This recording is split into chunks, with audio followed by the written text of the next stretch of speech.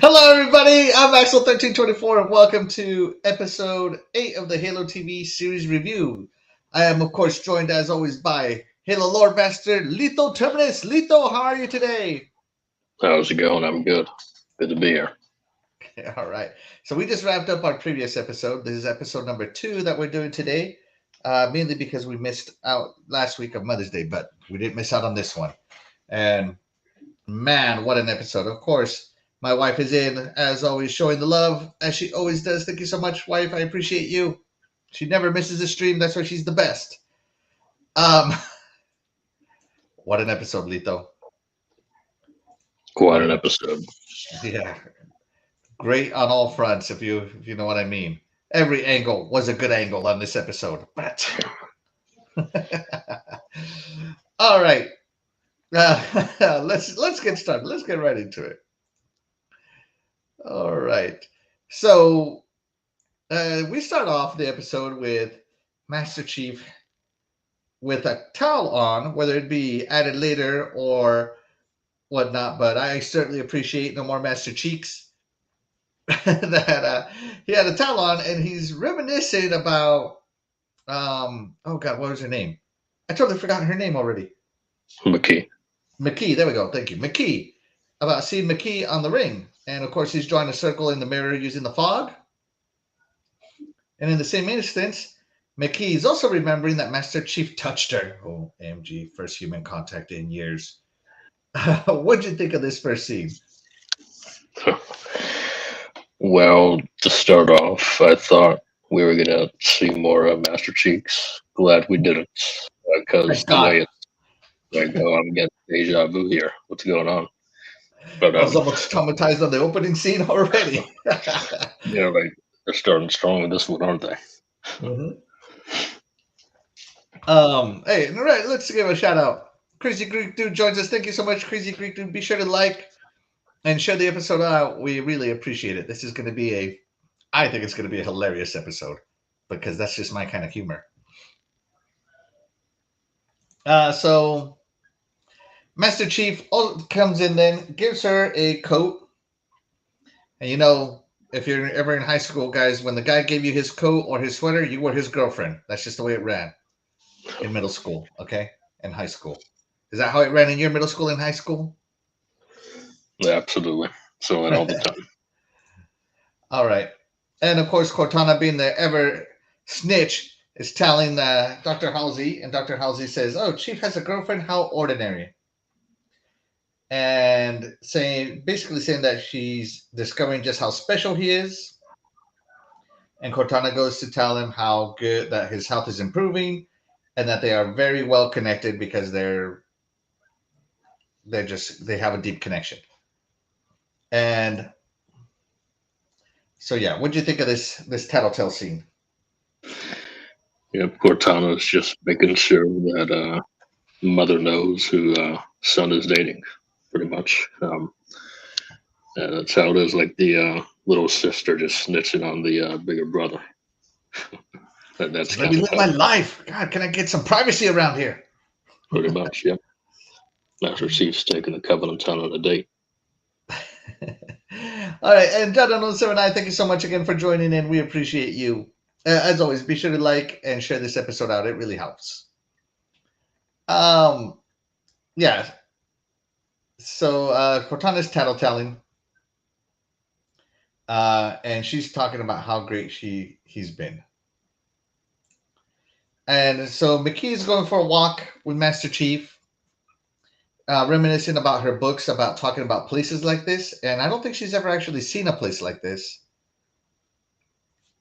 So yeah, what do you think of this one? Of this scene of her reminiscing about her books and connecting with the Chief on their first date? Yeah, it's a cool scene. You know, they're kind of trying to be normal. You know, all things considered, none of them are normal, but they're trying to be. It's a good step for them. And yeah, McKee's just kind of reminiscing about the books, like you said. You know, seeing the places that she only read about in the books because, you know, when she was a child, all she saw was, you know, what that junkyard planet pretty much, what she was enslaved. And, you know, then she was took by the Covenant. And I'd imagine she's barely been on a charity all her life. So That's right. seeing something like this is a good change of pace for her. Just kind of seeing the other things life has to offer. Right. And let's shout out again. John 907I says, had just enough time to grab a cold one, guys. Hey, you grab those cold ones, John 907I. I got you too. That's very important. Mm-hmm. As long as you have a good time watching the show, you can drink whatever you want. Let's see, what else do I have? Okay, yeah. And so she's talking about her book. She has the flashbacks to her friend and kissing her friend. And I didn't want to capture the kiss because it's a super close-up kiss and it's just uncomfortable to look at. And of course, here's the book talking about the line she just quoted. And of course, McKee is a prisoner, guys. If you notice in the scene, they are surrounded by MPs, right? So she's not alone. Well, what do you think of that whole thing, and the fact that they're still surrounded by MPs? I love the MP. It's those little details that count. You know what I mean? Oh yeah, absolutely. Even though they're out and about, looks all holly jolly and all good, they're still being watched, and I understand why. She is still a prisoner at the end of the day, prisoner of war, and they're just doing the standard procedures and all the necessary protocols to make sure everything's going smoothly. They're basically just stalking them on their date. That's right. Now we switch over to Captain Keyes and Admiral Perengoski, and I love the way Admiral Perengoski in this scene. She's like, frolicking in the park? Like total disapproval. Frolicking in the park? Like with disgust in her voice. Shout out to this actress. She's fantastic. She's great. Frolic in the park, the Master Chief I knew. That's not the 117 I knew. What did you think of this whole scene? Of her and Captain Keyes just talking about the date. Yeah, Perengoski is great. They chose the perfect actor for that character. Really. And yeah, absolutely, like you said, just kind of frolicking in the park, all this stuff, taking a Covenant on a date. What's going on? Not my Master Chief. Not my Master Chief. Not my 117. She started signing like these Twitter fanboys. Not my 117. Basically, she's like the embodiments of how some fans are feeling.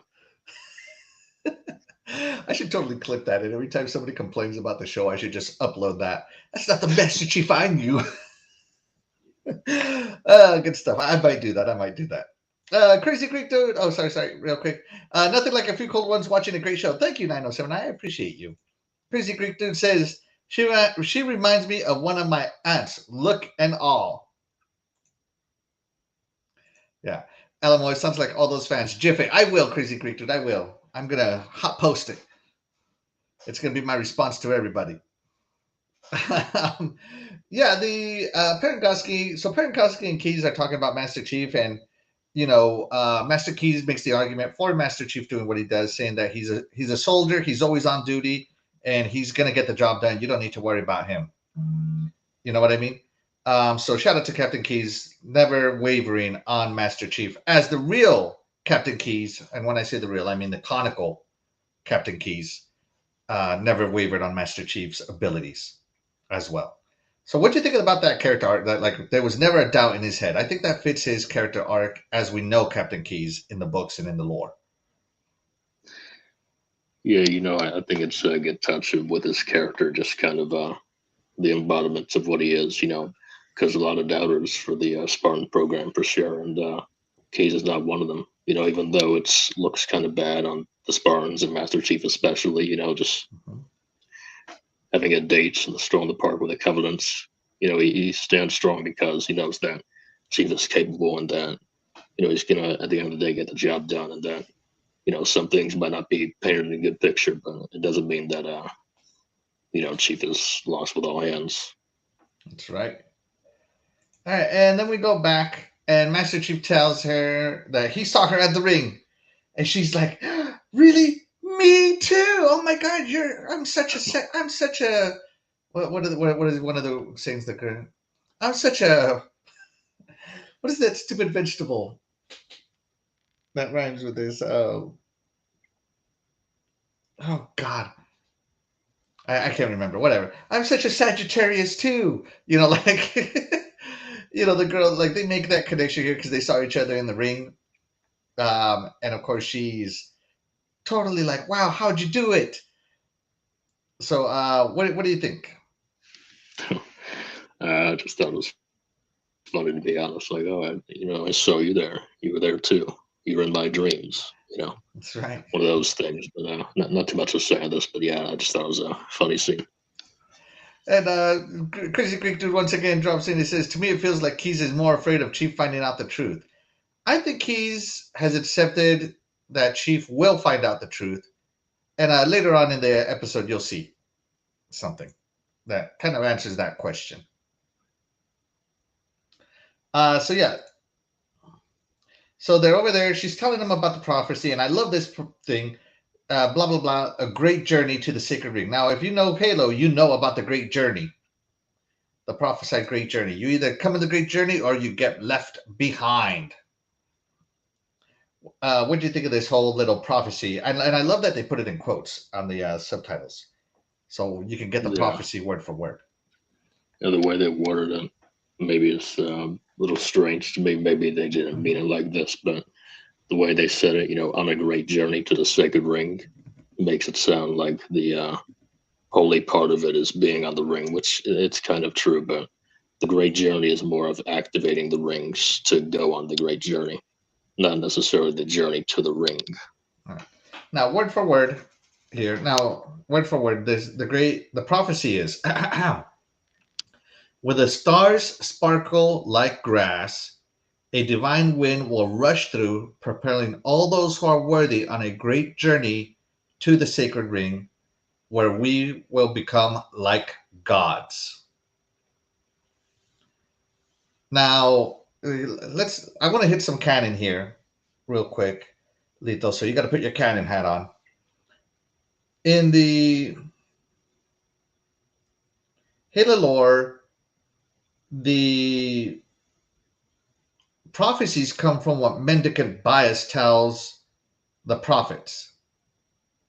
And of course, mendicant bias had been split up into many different pieces as part of his punishment.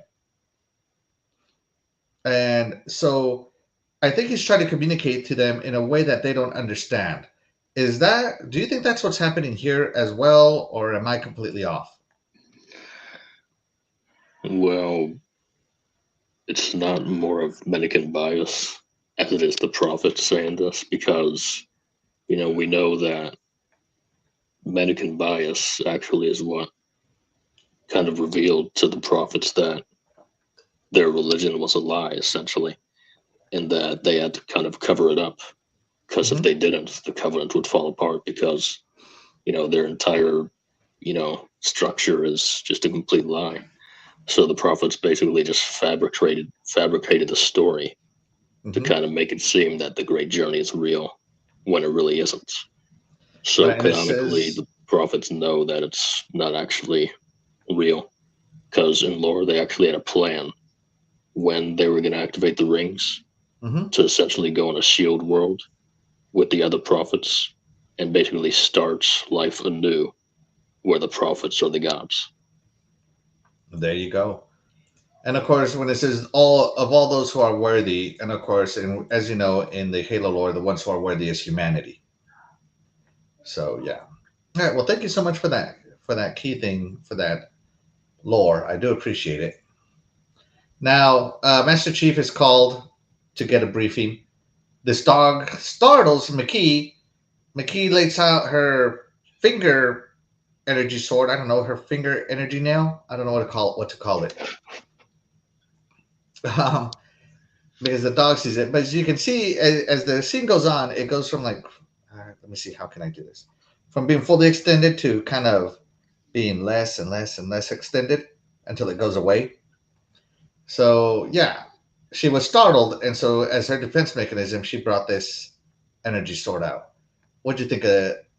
Did you think anything of this scene?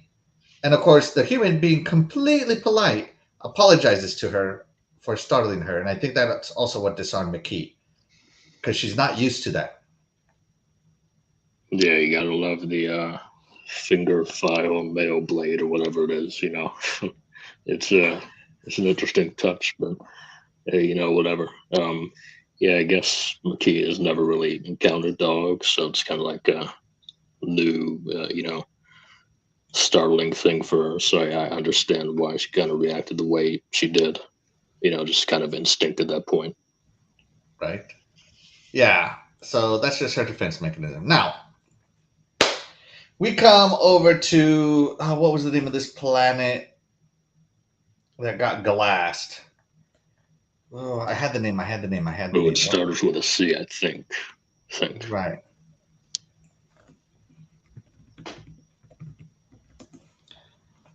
Let me think. What is it called? I don't know. I don't know what it's called. Anyways, the Covenant had just finished glassing this planet. And the planet is, in essence, just, you can see, it kind of follows, oh my lord, holy cow. Hold on a second, guys. Give me 1 second. I gotta take this guy out. Wow, they are relentless, aren't they?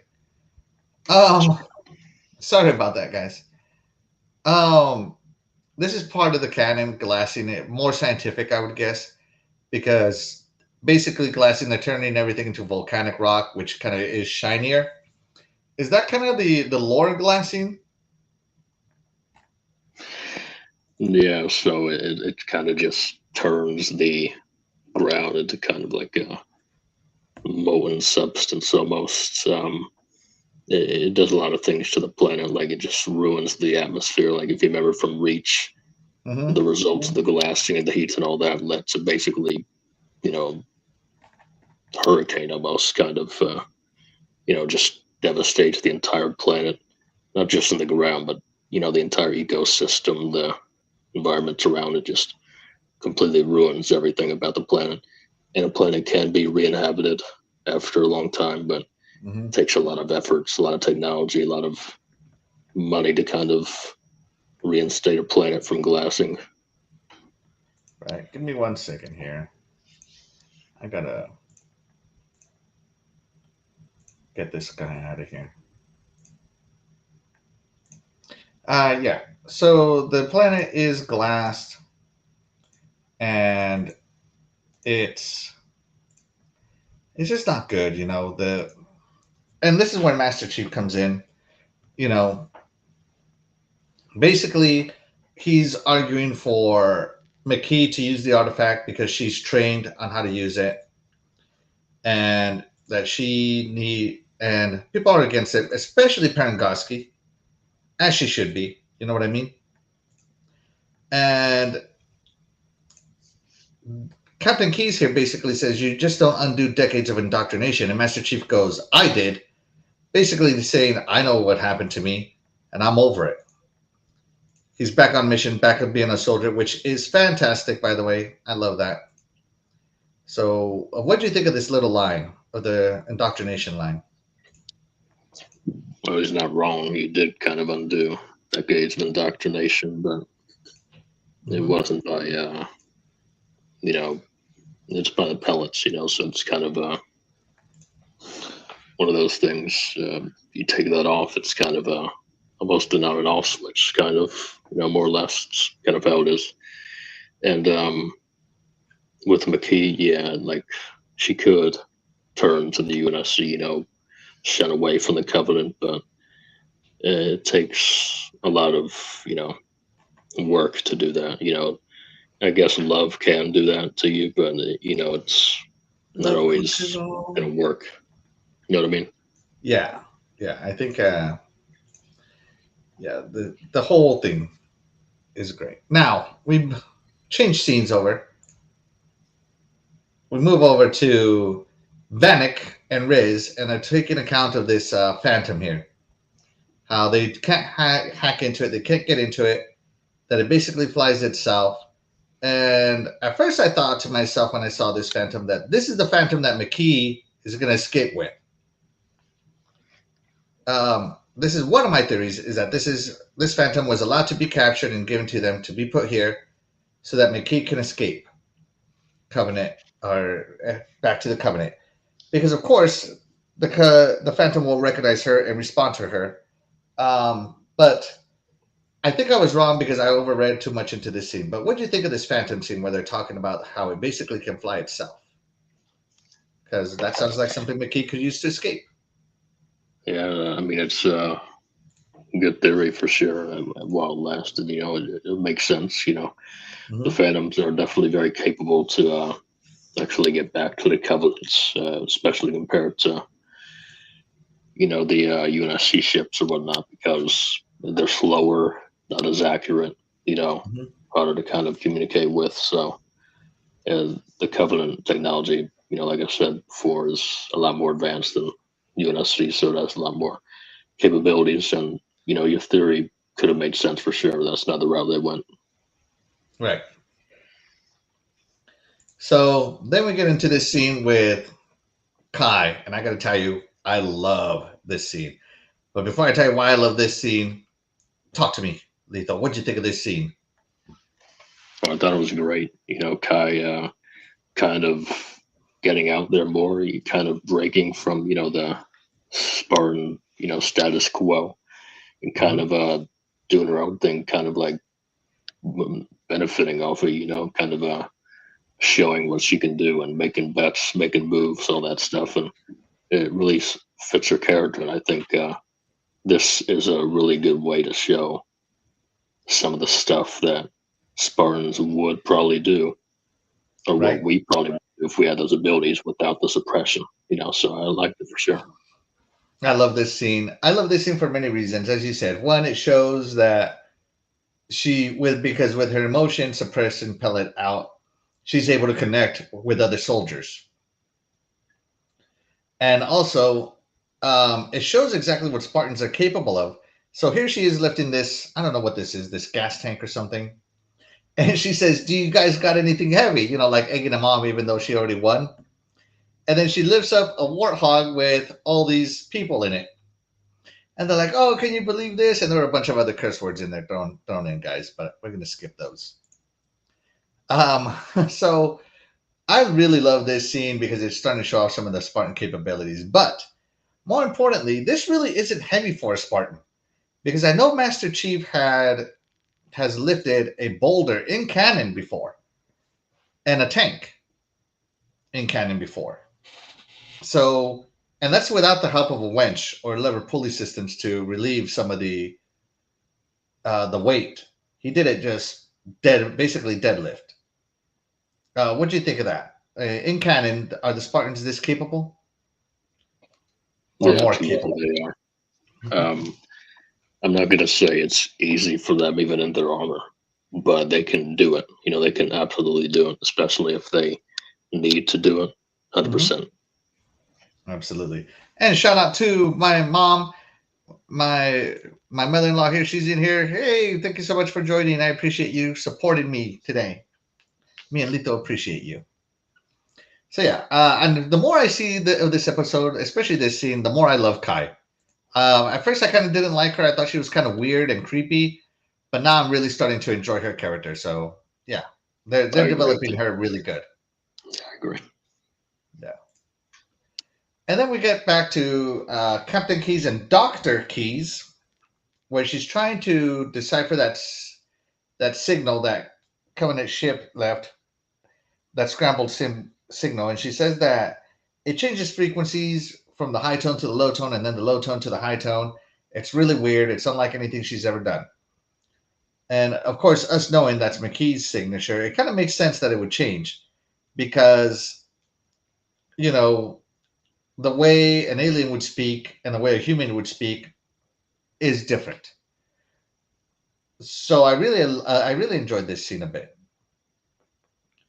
just because it explained why she's having so much difficulty, and of course it made sense why she's having difficulty. So, what do you think of this scene, Lethal? Yeah, she's kind of catching on little by little. She's close to kind of figuring it out finally, and she kind of just expressing that, her father, like I'm pretty close, and her father Keys is like Captain Keys is just kind of like, hey, if there's anyone who can figure this out, it's you. I know you can do it. Exactly. And that I'm not going to say that's what made her, actually figure it out eventually, later, but it helps. Exactly. Yeah. And then we cut back over to John. John says that they're going to let her use the artifact to communicate. And she goes, "Oh, did they trust me?" And he says, "No, they trust me," essentially. And of course, they make out and they do a little something something. they they they reach a connection the like that has never been reached before by any other Spartan, apparently. You know what I mean? So talk to me, Lethal. What do you think of this? Well, And of course, Cortana being Voyager Cortana. And yeah, the whole scene, that was in essence the whole scene. What do you think of this romance between McKee and Master Chief and Cortana Voyager? well, I got a little bit to say about this. So, all right, let's hear it. I'm in. Let me grab my drink. Go ahead. all right. So it's not just me, doesn't exactly think this is needed. It's there's a lot of controversy going on in the community about it in general, for sure. And regardless of what you and I would think about it, this right here is probably the most talked about parts of the series so far. And there is a lot of controversy about it.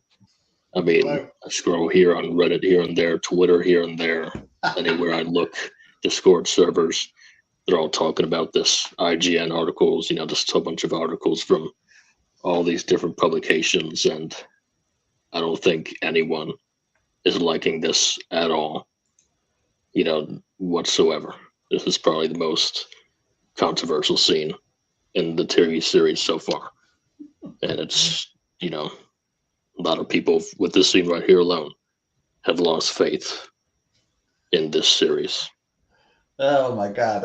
I have a lot to say about this, but I'm gonna hold on for a little bit. Let's engage with the chat. John 979 says this scene is in there for the ladies, bro. You gotta have a romance story if you want to broaden your audience. Oh man! So this scene I was really interested in because I saw him kissing McKee, right? And I was like, "What are you doing, Chief? No, that's for Cortana." And then they cut over to Cortana, like they start zooming with Cortana and stuff like that. And I'm like, "Nah, Cortana, and she can see it. Oh my God!" And like the actress, the way her eyes are moving and everything, I don't know what she was thinking, right? But it's almost like a little disturbing. I felt betrayed. I felt for you, Cortana. He's cheating on you. Right? And McKee's McKee's over there with Master Chief. And as Lethal Terminus said, it led to a lot of awesomeness on the internet. Some of the stuff was funny as well, actually. Like, I don't remember the exact headline. I think Halsey saw it too, if I'm right. I don't know. But it was like, oh, mother watches son, do it pretty much. And all these different headlines. It was hilarious. It's so funny. Let's go to Twitter and see this dumpster fire.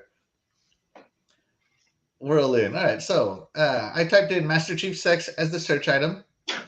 We're gonna type in the top. Yeah, right here, right off the top. PC gamer. Where am I? Hold on. There we go. Right off the top. PC gamer. Master Chief had sex. How dare he? Not my Master Chief. That's not the 117 I know. Master Chief having sex is like the least worst part of the entire sequence of events. Need to stop acting like just the act of him banging is why people are mad. Master Chief having sex with a prisoner of war while Cortana watches has to be one of the worst character assassinations in the history of television. And the Green Black Mamba goes, "Dude, what the actual F is this? Is this what Paramount thinks Halo is about? If so, this is quite embarrassing." Oh. The reason Master Chief has sex with some random white woman is the show is that the writers were too cowardly to show Master Chief blowing the Arbiter's back out. Ah, God, it's gold. I'll tell you something else too. Actually, it looks like Chief is screwing the Covenants more than one way now. That's right. Oh my God. Halo TV show spoilers. He's pulling his dick out. Oh.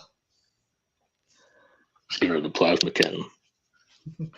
Halo TV show is terrible. Paramount spent $10 million per episode for Cortana to watch Master Chief have sex with a Covenant spy. Oh, man. The Halo TV series reaches its climax. All right. Master Chief having sex indirectly causing the fall of Reach is the funniest thing I've ever heard. Well, you know what? We'll talk about that later. Probably that's true, kind of. Congrats on the sex, Master Chief. And of course, they edited him to the I just had sex meme. Oh man, I love the internet. The internet always wins. That's right. All right. Okay, so what did I think about this scene? Yeah, as I said, I felt that this was a betrayal to Cortana, but of course, Cortana is not human. He has. It's like a weird love he has for Cortana. It's not like a romantic love, but it is a love, a deep love. When Cortana died in Halo 4, and then again in Halo Infinite, it's like Master Chief lost part of himself. Right? So he does love Cortana, but not in a romantic sense. So the internet needs to get over that. The fact that Master Chief and McKee got it on, I mean, they obviously have a very deep connection. And, I don't see anything wrong with it. As John 007I is right here, WTF, they thought he was a robot. Exactly. Fun story, my wife did think he was a robot until she saw the show. So, and I think it's going to lead to some very interesting stories in the future. The fact that they have not just an emotional connection, but a physical connection. The fact that they can have little secret meetups thanks to the artifacts. I think this is going to be a very interesting arc, if you know what I mean. And Cortana being Cortana, well, she's just going to have to deal with it from her platonic point of view.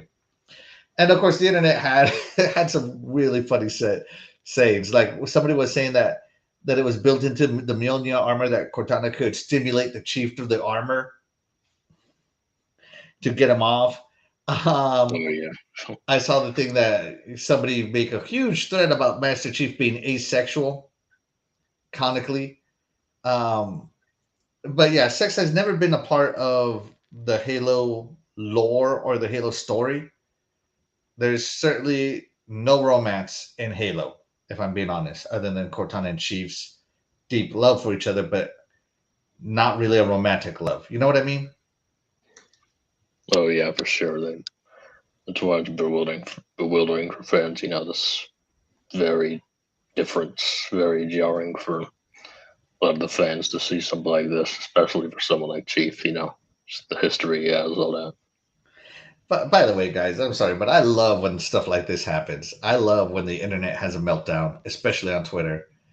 I think it is some of the most entertaining times that I have is when somebody loses their crap over a video game character or something fictional. Like they are up in arms about it. And I love seeing the internet just do its thing, be the internet, for better or for worse, when things like this happen. So I am thoroughly entertained by Paramount's decision to have McKee and Master Chief get it on, and just I was having a field day just taking it all in and laughing my butt off over the internet. Fantastic. I loved it. I can't get enough of it.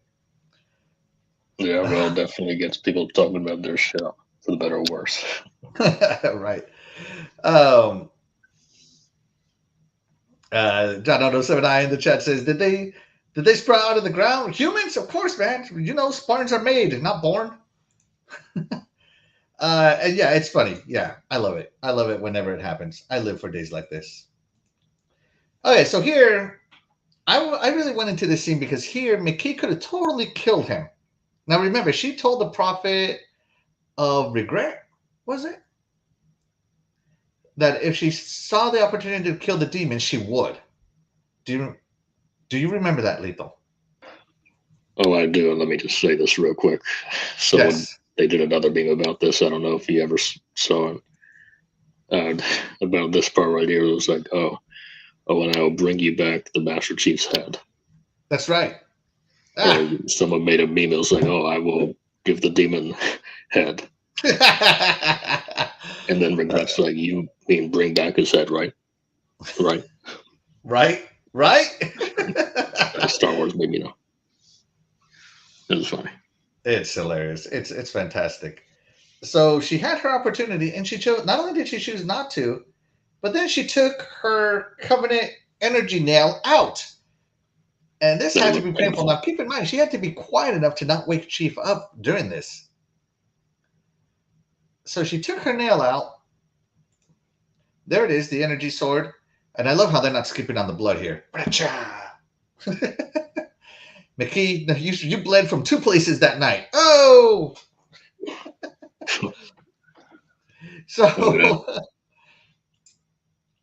So yeah, so she's completely. This to me showed that she completely trusted Chief too.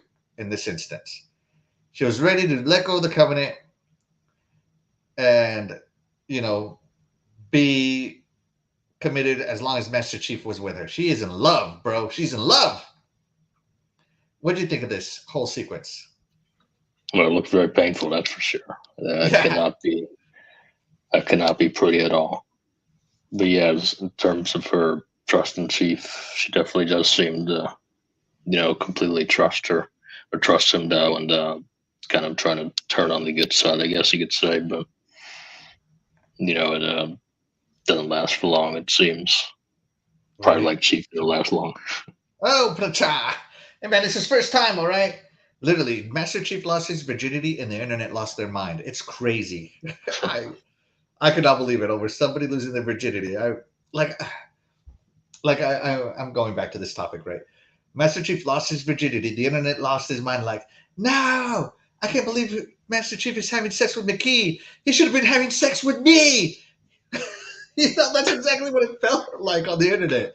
It was just too funny. These guys, these grown men my age, were just losing their mind over Master Chief getting laid. What happened to the good old days, Lethal, when we used to celebrate that men would get laid? This generation, I'm telling you, man. Yeah. And we're joined by Jarrett's Bowman. Hey, thank you so much for stopping by. We appreciate your support. Let us know what you think about anything you see here. He says, in season 2, his son will be the Arbiter. Oh, that's right. And of course, Dr. Halsey. John has a girlfriend? How normal. And Cortana just says that they're completely in sync. Even during the act, they are like in sync. They're incredibly alike, and that Master Chief is no longer alone. Halsey takes offense to that, saying that he was never alone because Master Chief had her. And Cortana goes, oh, of course. What do you think of this sequence where Cortana is announcing that Master Chief has a girlfriend and that he's no longer alone, and Dr. Halsey takes incredible offense to it? Once again, Mama is not happy. Well, I guess John and McKee are the closest thing to soulmates, considering all that stuff they said. So that's good for them. And as for Halsey, she seems pretty hurt by this, kind of jealous, kind of like, hey, I was always there for him. What about good old Mom? So what about Mama? I feel like she wants Master Chief to be a mama's boy. There are real moms like this, where you get a girlfriend and they get offended because you're showing someone else affection other than the mom. So, yeah, it does exist in real life too, guys. Now, in the same scene, Captain Keyes pays a visit to Halsey. They get into a huge argument, and he announces that Prengoski is kicking off the planet, and basically how she's lost every human connection she's ever had to him, to his daughter, to everybody, and asking her what she's willing to sacrifice, and she says, "I'm willing to sacrifice absolutely everything." What'd you make of this exchange between Captain Keyes and Dr. Halsey? Well, it's definitely very on brand for Halsey. This is how Mm-hmm. she's kind of always been. You know, Mm-hmm. a lot of people don't like her. You know, she kind of shuns people away, takes advantage of them. You know, in her own way, which is kind of true. But you know, in her own mind, she's doing humanity a favor with all this because of the things she does. And yeah, Mm-hmm. that's actually kind of true. But you know, of course, not everyone's going to agree. So definitely a large point of contention. Right. In her mind, everybody's stupid and she's the greatest. Essentially, yeah. Yeah. And of course, Doppelganger here. I don't even know what this guy's name is. I totally forgot. You freaking Doppelganger here. Aiden. Aiden, that's right. Aiden finishes his copy of Dr. Key's um, retina, puts it into Dr. Halsey, and says, "You now have level one clearance. So in come the mind games. In comes the real mess, right?" And Cortana, of course, is seeing all this. She's taking all this in, guys, by the way. She's watching all this in action. And remember, all this weird curiosity started when Dr. Halsey wouldn't let Cortana put him in stasis. And she's hearing everything she has to say, whether she's on or off. Right? And I love how this also became like a Cortana character arc through the movie, through the whole thing, right? And of course, Keyes Miranda access granted. What did you think of this whole little exchange with Aiden and basically announcing their little sneaky plans, doing things illegally, and Cortana just listening in on all of it? Yeah, you kind of just tell from the way Cortana speaks, her tone, and it's Mm-hmm. the way she kind of looks that she's not really all about it. You know, of course, she'll kind of listen to Halsey still. So that's what she's Mm-hmm. made to do. But, you know, she's not on board with all this. And you can kind of tell that she is kind of shifting in her opinion and her Right, views of this, which leads her to, you know, kind of go away from Halsey. right, and fantastic acting by the Cortana actress. She's showing all this and not saying any of it. So the body language acting is fantastic. Dr. Halsey then uses her access to go into direct contact with McKee, telling her that she basically knows John and that John's in danger, that she needs to convince John to take the artifact and bring it to her where she can take care of it and bring out the secrets of Halo. McKee says no, John's not going to let that happen, blah blah blah. And Dr. Halsey basically says there's been no John, there is no Master Chief, there's no John, there's been no John for years, there's only Master Chief because I created him. He's a tool of necessity, just like you are. So she doesn't see these people as people. They're just things to her. And of course, again, Cortana's hearing this. I love this camera work that they're doing. Because Cortana's seeing this, that basically there is no Master Chief, basically thanks to Halsey. And, a product of the species who made him necessary. Same as Cortana.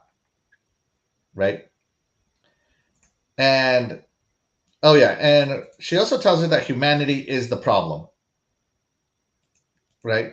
Because they destroy everything. And she starts talking about what she's going to do with it. And she says she's going to unlock the intelligence of Halo, blah, blah, blah.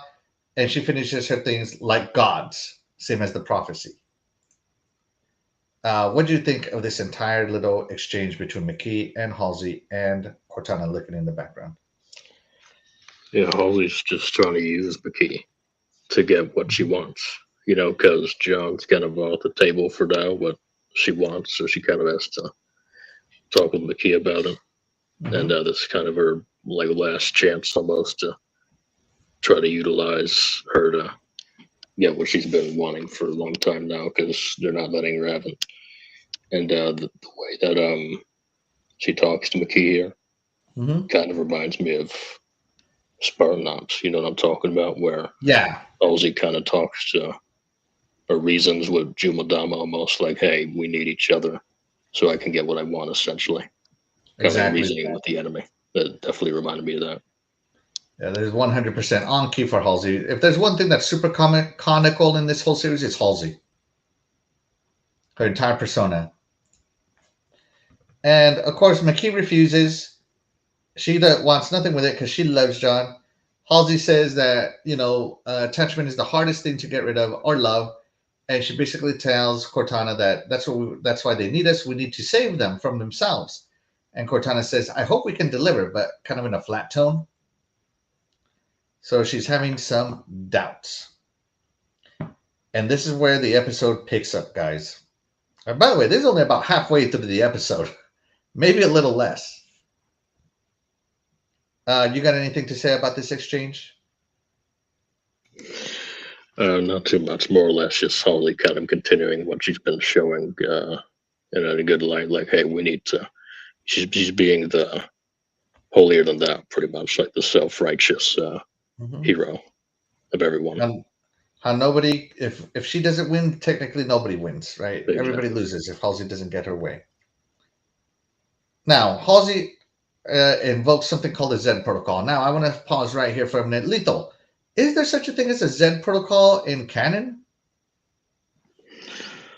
Ooh, off the top of my head, I don't quite remember about Z protocol. I don't believe so.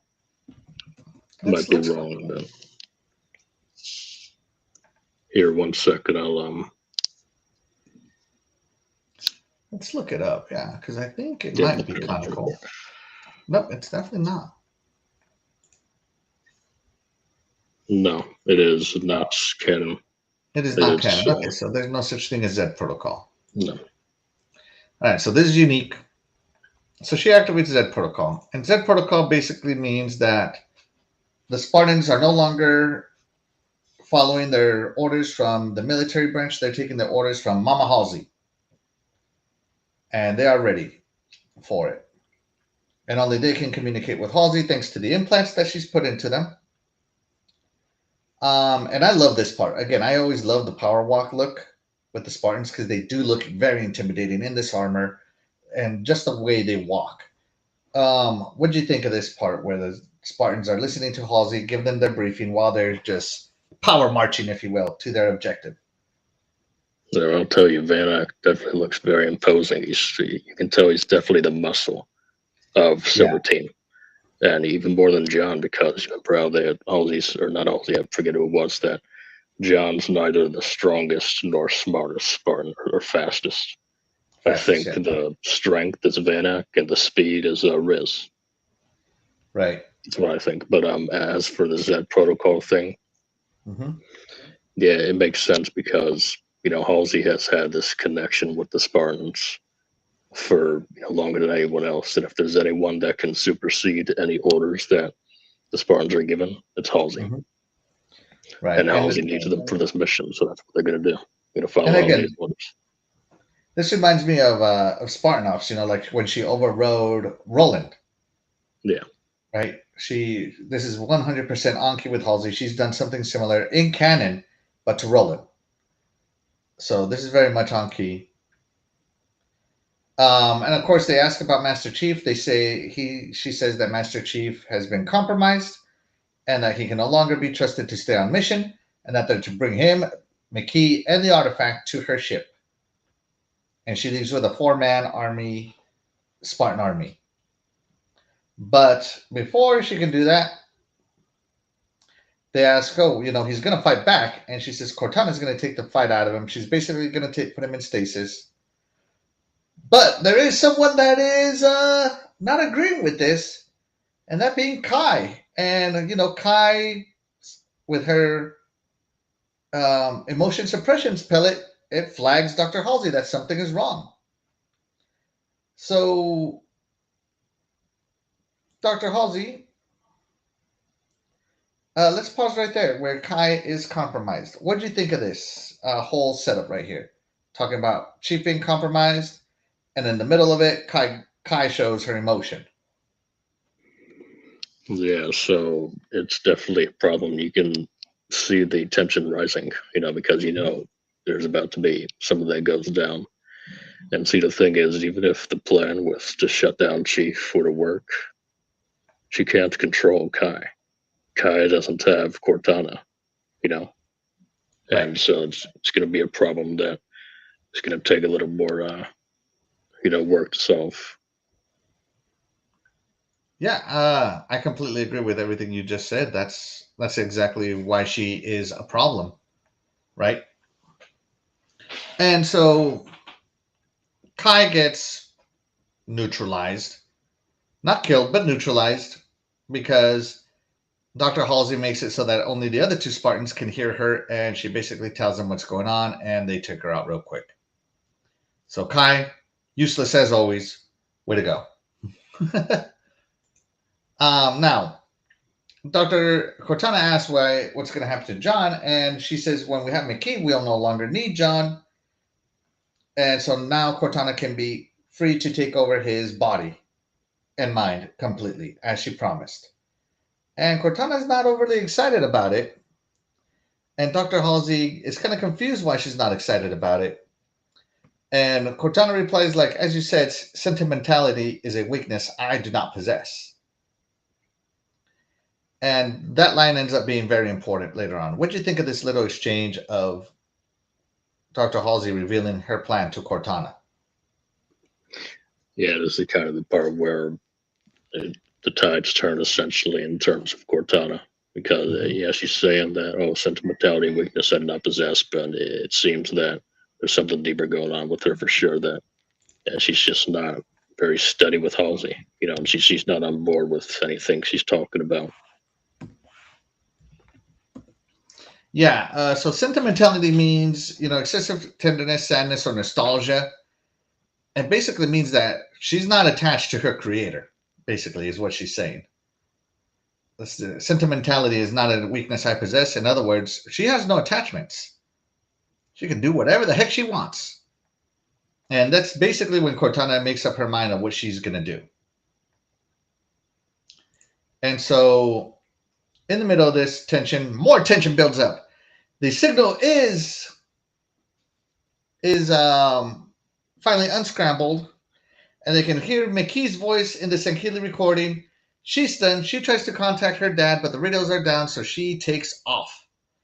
And of course, this Dr. Keys, she's just finally realizing who McKee is. Did you think anything special of this scene? I think this just added to the tension. Well, yeah, it definitely has to the tension. It's kind of a revelation for sure, because they've been at this for a while, trying to unscramble this, and to know that the single person that, was in this recording, whatever, is the one that they have in custody and is about to, touch the artifact, essentially, which cannot happen. Right. She's the enemy. She's about to touch the artifact. That is no bueno to them. So she takes off, and yeah. And I think here John Unknown 79 is in reference to me talking about Cortana. He says, for real, bro, at Axel, about Cortana not having any attachments. Because, again, Cortana is sentient. So she can make up her own mind. And, of course, Cortana, doing what Cortana did, she warns Chief. Now, Dr. Halsey can see that Master Chief has stopped. Something is wrong. And she turns around, and she yells, Cortana, and Cortana is gone. And there's a part in the show where I was like, yes, finally. What do you think of that whole little thing where Cortana basically warns Chief? All the cameras go offline. Dr. Halsey turns around, and Cortana is gone. What do you think of that? Yeah, I don't think Halsey expected this too much. Kind of threw her off guard, that Cortana pretty much left her and is warning Chief of all this, cutting the cameras as she does. And, she's definitely upset and worried for sure that she can't get her way. It always has to be Halsey's way, right? That's right. Always Halsey's way. And she's willing to kill anybody or destroy anything in the way. Now, in the same scene, Aiden, he goes off. He's like, I told you she would do this. Like in the most whiny little kid voice you've ever heard. Great acting by that actor. He's like, I told you she would do this. Oh, I predicted it. You knew you couldn't trust her. Great acting by that That was guy, by like the only Aiden. useful thing he's had so far. Yeah, great acting. I think whoever directed this episode did a fantastic job getting these actors to act the way they did. Fantastic. Of course, they lose radio comms too, and so Vanek says we've been compromised, but they still have their mission. And by the way, I love this shot right here because again, Vanek is very imposing of Silver Team, and he just looks like a badass. Like shout out to Vanek, he is like, from an aesthetics point of view, he's the best, in my opinion. And then, of course, Dr. Halsey repeats no sentiment. Again, no attachments. So she figures it out almost instantly what happened. And then we get into the action, where they get into it. Now, Lethal, what do you think of the action beginning? Oh, the action was great. I really enjoyed this. This was probably the height of the episode for me. Just seeing Spartans going at it with each other, both in armor and out of armor too. Kind of shows you the capabilities of both. Like, even though Chief is in armor, he doesn't mean he, still can't put up a fight. He's still super soldier that's been enhanced even without the armor. So, right. So he's able to now. Remember, I believe that if Vanek and Riz wanted to kill Master Chief, they easily could have. There's no way Chief could have overcome that armor differential. But that wasn't their mission. Their mission was to bring him in. So keep that in mind throughout all this happening. They're not trying to kill the Chief. Okay, at this point. They're just trying to bring him in and essentially knock him out. So they're getting into all these scuffles that they normally wouldn't. So Chief gets scuffled. He takes Vanek's battle rifle. In comes Riz. He puts it up as a block, and she kicks him so hard and with so much force that she breaks the battle rifle into pieces. I mean, look at this. This is amazing. Hold on, let me zoom this in because I don't know if the chat can see this. Look at this. I mean, this is fantastic. The battle rifle breaks in pieces. Chief's body, using the rifle to block, goes flying, and she's standing nice and steady. I love that part where that rifle broke, man. Yeah, it's a nice touch. Right. And of course, here you see Riz and Vanek. Nice positioning against Chief, trying to bring him in. Chief getting up because, of course, Chief ain't no punk. And then talk to me about this scene right here. Lethal, talk to me about how awesome this is. The concrete. Yeah, just kind of fist right in the concrete. And it just kind of amplifies how powerful these Spartans are in their armor, especially. Just toys for them almost. Nothing stands in their way, really. A breakthrough, anything. Exactly. I think I love this episode because it showed us what the Spartans could do to each other. But in a way that, as humans, we would understand. Everybody understands concrete. Everybody understands that you can't just break a battle rifle. Everybody understands those kinds of things. Now, Captain Keyes here figures out, where's Master Chief? He's not here. He reaches for his comms. He figures out that his comms are down, and they sent the sergeant out to find Master Chief and the girl. Admiral Prangosky tells him to bring him here where the artifact is, which I think is stupid from a military point of view. You know what I mean? Oh, yeah, I know, for sure. Understand. 100%. So it also goes to show the intelligence of Captain Keyes. He's able to put it together almost instantly that the comms are down and something is not right. So shout out to this. That's a good captainship. Yeah, that's good. It shows that he's a good captain. I'm starting to have some respect for this guy after the first few episodes. Now we get back to Kai, Kai rips this concrete bench, I think it was, apart, and again showing the strength of the army and how basically nothing can stop them. And she gets going, and she flies off, telling them that Dr. Halsey's on the runway. Do not let that ship take off. Shoot it down if you have to. What'd you make of this? Were you impressed by Kai's resilience? Yeah, determination, tenacity, all that stuff. She's not going to let these cuffs bind her and stop her from doing what she felt obligated to do, for sure. And just shows again how resourceful and kind of tenacious Spartans can be. They're going to do everything in their power to fight. Right. Now we get over here. Now we get to see this scene. They're fighting still in the same area. And now we really get to see what Cortana is able to add to the combat. Instead of calling out everything, she's calling out useful things. The left leg servo is out of spec. So Master Chief kicks it to bring Vanek down. And I thought that was pretty awesome because this finally, I think this is going to build their trust more because Cortana has figured out the type of information Master Chief needs instead of every bit of information. What do you think of that? Because this reminds me of the game. Cortana calls out useful things. Yeah, I agree. Kind of how in the last episode 5 or something, she was just calling out the basic stuff. Chief knows how to fight. That's not the problem.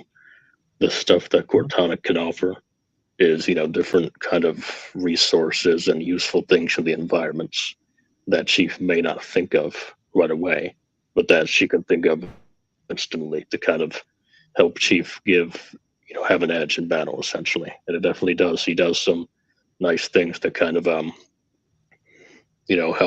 with his fight, even though he's at a disadvantage. He has one advantage, which is Cortana and the environments. So right. It's definitely a very good touch. I like it. I like it too. Cortana also hacks the Warthog, slams it into Vanek, and just keeps driving. I mean, it's not like she slammed it and stopped. She kept going. Because I, of course, Cortana being Cortana, she knows the capabilities of the Spartans. So that was pretty awesome. And then Riz comes in, and Master Chief is using a weight to block her. And in one of her kicks, this weight kind of gets bent. If you know anything about what these weights are made of, I don't think I've ever seen one bend like this. Just to show you how awesome, how much resistance Master Chief is taking and how much force they're putting on him. But even that weight collapses to this armor that they're on. What do you think of this part? Again, showing off the Spartan abilities. Well, with the Warthog scene with Vanek, again, absolutely, again, impressive with what he is able to do. Warthog, slamming into him like that, keeping moving. He's still able to push it. He's giving everything he has, and he eventually gets out. So, again, he's absolutely the muscle of this team, and it's just highly impressive. And as for Riz, again, it just shows you the capability, not just of the armor, but just the enhancements in general combined with the armor. It makes everything look just like, cheap toys, essentially. Essentially, yeah. And again, shout out to the director. This was an amazing scene. She does end up kicking Chief into a wall, and then he bends this wall. I mean, he's taking a beating here, and he's still able to get up. So even without the armor, Chief is putting up, in my opinion, a much better fight than Kai ever did. You know what I mean? Because Kai went down in 2 hits, and Master Chief is taking a beating throughout all of this. Yeah. Yeah, I don't know if he put the scene in. Did he put the scene in where he gets punched by Vanek in the face? No, I did not. All right, so I'll talk about that for a second. Go ahead, talk to us. Yeah, that's one of the kind of inconsistencies I kind of noticed where Chief is taking a beating like that, like Vanek punches Chief really hard. You got to remember the kind of force that Vanek is using. He's not holding back at all, it seems. Putting everything into it. And again, you're talking about breaking concrete, all that stuff. Punches right into the face, unprotected. No helmet, none of that with that armor. And he's, of course, he's hurt, but he's still taking it. it's the augmentations, of course, that's keeping him alive. They say that Spartan bones are virtually unbreakable, but they're not putting punches still. He's taking a beating. But yeah, and as for Kai, I mean, yeah, she's a girl, but that shouldn't mean very much. She got knocked out on one or two hits, so that's just one of the inconsistencies I noticed. Mm-hmm. Very inconsistent, yeah. And here Aiden is telling Dr. Halsey that his Spartans aren't coming. Let's go. She says she doesn't want to leave. And I think this is we'll go into this a little further, but I thought this scene was a little important here. John 907 in the chat goes, has a Batman vibe at time. Yeah, it's a good fight, but Master Chief is taking a beating that he should not be able to take, but he is. But I think again, because of what Lethal said, they have unbreakable bones, so he's able to take it, but it is fairly inconsistent. Now Vanek is tired of fighting. He's ready to just put him out of his misery, and no Dr. Halsey to tell him otherwise. And I love this scene again, pointing the gun. And in comes Kai. And I put this scene in here to show how far she jumped from here to here. And I mean, here's the Chief's natural length. So she maybe jumped a good 15 feet to drop kick Vanek. What'd you think of that part? Yeah, that's just one of the many, abilities that these Spartans have in and even out of the armor. Just, super speed, super jumps, essentially. Anything you can think of, they can do.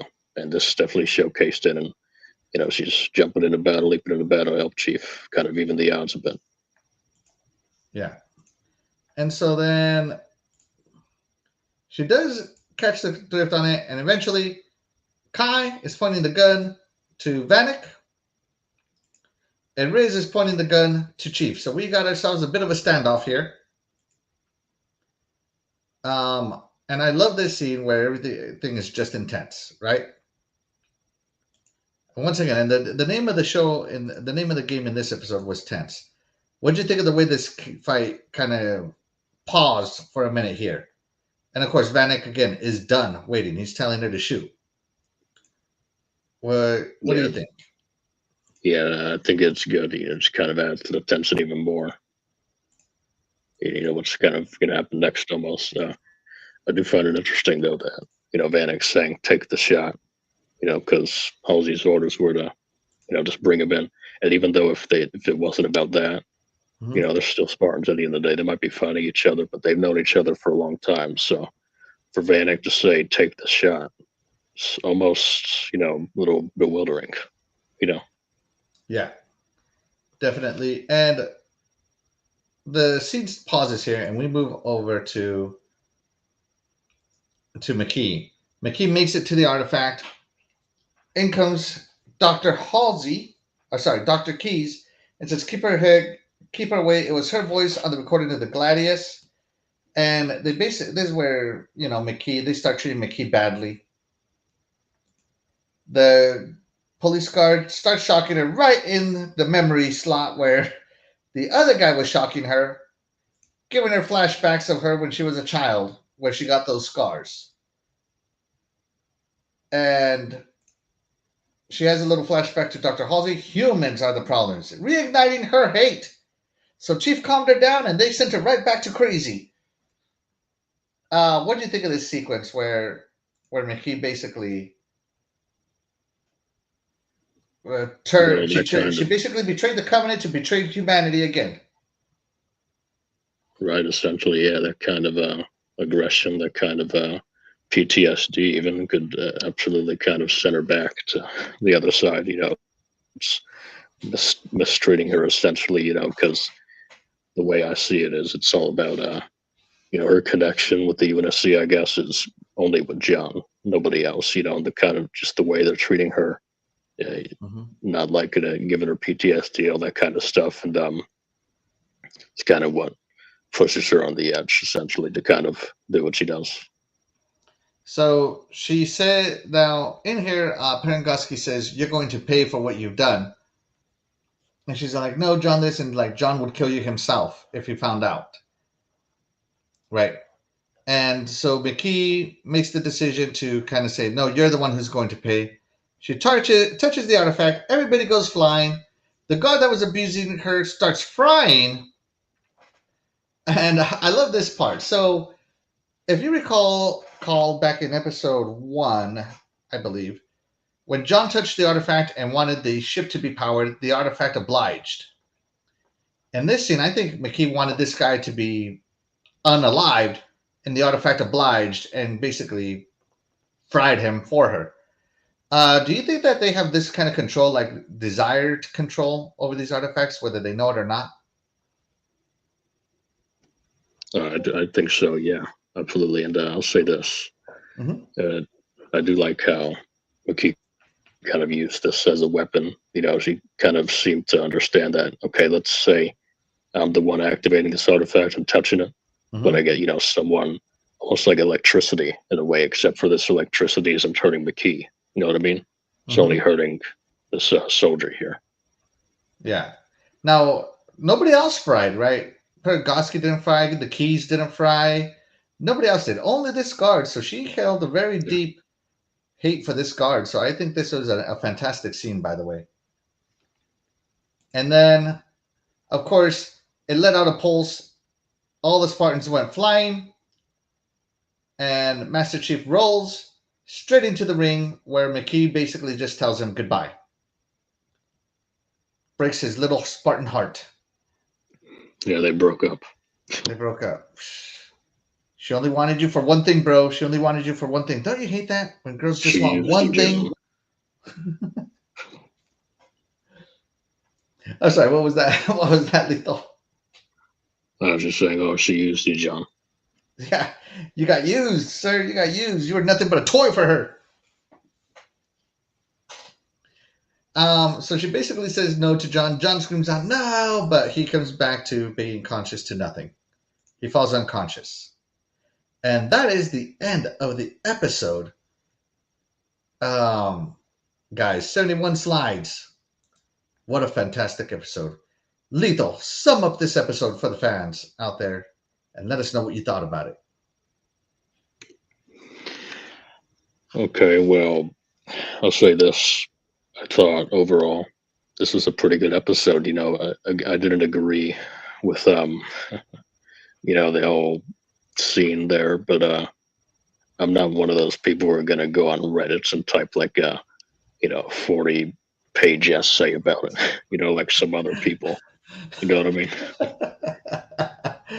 Oh man, those guys really need to touch some grass. Sending death threats to 343, Paramount, all this stuff. Yeah, I'm not one of those people. But I thought this was an important episode for sure. I liked some of the dynamic that Chief John and McKee had for a little while. While it lasted, it wasn't very long. But just kind of the build up to everything that's happened and how John's affection for McKee kind of, again, I'll go back to that, what I was going to say earlier, where, kind of has seemed to cause, the fall of Reach, the events leading up towards it, because John trusting McKee is what seems to be leading to the downfall of Reach, because now McKee has contact with the Covenants. They probably know where Reach is, all this stuff, you know what I mean? And it's just not going to bide well. So kind of goes back to almost, some of the older Halo games, like, was it Halo 4 or 5, where, John's connection to Cortana and his refusal to kind of give up the sentimentality is what costed humanity at the end, with, Cortana taking over the galaxy, all this stuff. Oh yeah, the ramifications of it. Yeah, Halo 4. Halo 4, where he wouldn't let it get deactivated. Exactly. So Captain, was it Captain Del Rio? No, Captain. Yeah, Del Rio. Del Rio. Yeah, it was Del Rio. Yeah. Yeah. So that's the kind of the connection I put with this. Yeah, this episode, in my opinion, was by far one of my favorite episodes. Oh yeah, what did you give this episode? Your 9 out of 10-ish, or from 0 to 10? I will give it an 85. 85. All right. Yeah, this is by far one of my favorite episodes. The sex scene, for better or for worse, I enjoyed it. If nothing else, for the entertainment on the internet it has provided me, I value that like there's no tomorrow. Those are some of the greatest moments on the internet. The internet always wins, is what I say, and it's always entertaining. And it's also not a real place, guys. The internet is not a real place. Calm down. All right. Um, the the whole scene, I kind of do feel that it was kind of weird because in canon, Master Chief only has affection for Cortana. Whether it's more like a little sister or something, it's an affection, and it's a very strong affection. Of course, McKee is not a canon character. McKee obviously needs to have her own story arcs and her own um, character development. And I believe that the showing of her trusting John enough to give her give him her body, take out her energy sword, and just completely be vulnerable and rely on him for protection, really developed her character. And then I don't think the PTSD humanity as a problem would have worked to show why she hated humanity and be reminded. I think it all lends itself to the complete story that Paramount Plus is trying to show us here. I have absolutely no problem with it at all. And I kind of hope they do more of it just to light the internet on fire again. Personally, I mean, let Kai and Chief hook up for all I care. you know, um, and so at the end here where she said goodbye, I just feel like the series is finally culminating to all these the lore they've retconned to the lore they're making. So I give this one, I definitely am going to give it a 90. Yeah, I'm going to give it a 9 out of 10. This has been like a fantastic episode. It was great to see the Spartans do what they did. Great to see. It was awesome to see Cortana and Chief finally work together and hopefully start building that trust. It was great to see, Halsey. Basically, she's going to become a criminal at this point, as she is in the game. So I am enjoying all of this in the show. But let's check in. Hey, shout out to Eternal Shaddai. He jumps in saying, "Good evening to you both. Hey, thank you so much for joining in, Shaddai. Don't forget to like this episode. It helps me out a lot." What do you think is going to happen here? How do you think McKee is going to get off Reach to get back to the Covenant? Is she going to take the Phantom, or are you thinking something else? I mean, she might take the Phantom. I'm not sure, but either way, what I know is that she is going to find a way to get off this planet, and she's going to go back to the Covenant. The Covenant's going to know, or probably already knows, I don't know, depending on the artifact, how that works, the communication, all that, is going to lead them to Reach, and I'll say I don't think we're going to see the fall of Reach next episode, but I do think that season 2 is going to be all about the fall of Reach, to be honest. I think we might, probably with maybe hopefully a bigger budget, all that stuff, that there's more action scenes throughout the entirety of season 2. And a lot of it is about, the fall of Reach and how that all works. So I'm excited for season 2 for sure. And the ramifications behind that with season 1, all of this leading up towards the fall of Reach, Right. So I think McKee has two ways out. She can either take the Phantom or she can jump on Dr. Halsey's ship. Remember, Dr. Halsey wants both her and the artifact, so she could see it beneficial for whatever time period it is to, collaborate with the enemy, as long as she gets to learn something, because that's what Dr. Halsey is all about. So I could definitely see her either going with Dr. Halsey or going with on the Phantom herself. We'll have to wait till next episode. Eternal Shaddai in the chat. He goes, "I really don't know what to think about that episode. Master Cheeks got his cheeks wet on that episode." Hey, man, you know what? Master Cheeks needed to clap some cheeks. All right? And yeah, good choice for him. Good on him. We should be celebrating this. We keep losing our mind. Oh my God! All the Halo virgins are upset that Master Chief lost his virginity, and they're all like, "No, he's no longer like me. I can no longer relate to Master Chief." Get out of here, guys! Oh my God! I can't believe how much that blew up on the internet. It was fantastic. All right, guys, that's going to do it for Lethal and myself. Thank you so much for tuning in to this episode of the Halo Guys reacting to the Halo TV series. Next week is the season finale, where we will give it a rating. We will give the season a rating, and then we will kind of average our ratings that we've been getting each episode for the last 8 weeks, and to kind of see where we stand, if our overall rating kind of matches our meta rating, if you will, right? I just like doing that stuff. It means absolutely nothing. I just enjoy doing it. Again, guys, thank you so much for tuning in to our chat. You could have spent your time doing anything else, but you chose to spend it here with us. And that's why you guys are the MVP of any of my shows. We really appreciate you guys. And with that, guys, we're going to sign out and see you guys next week for the season finale. Bye, everybody.